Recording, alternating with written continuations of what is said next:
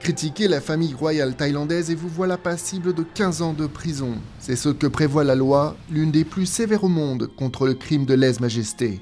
Le texte s'est de nouveau retrouvé au cœur d'une polémique ces derniers mois, alors que le pays était en proie à des violentes manifestations antigouvernementales.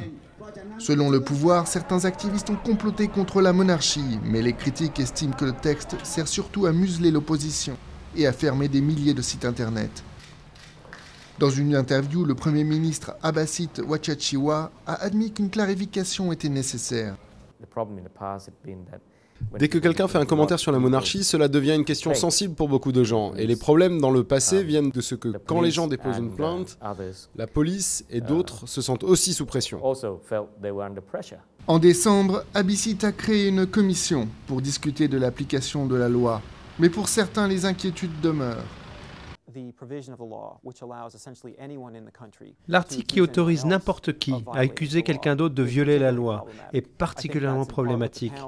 Je pense qu'en plus d'aboutir à des cas douteux, utilisés dans des joutes politiques, c'est très efficace, c'est très effrayant. Des craintes de nouvelles menaces sur la liberté d'expression sont apparues avec l'état d'urgence décrété pendant les manifestations.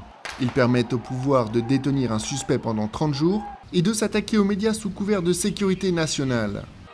Même les analystes thaïlandais craignent d'évoquer le sujet de la monarchie. Mais le Premier ministre assure que le débat est possible.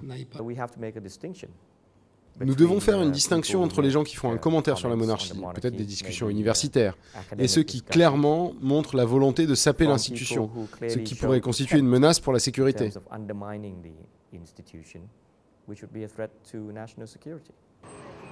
En attendant la levée de l'état d'urgence, beaucoup de Thaïlandais préfèrent par précaution garder le silence.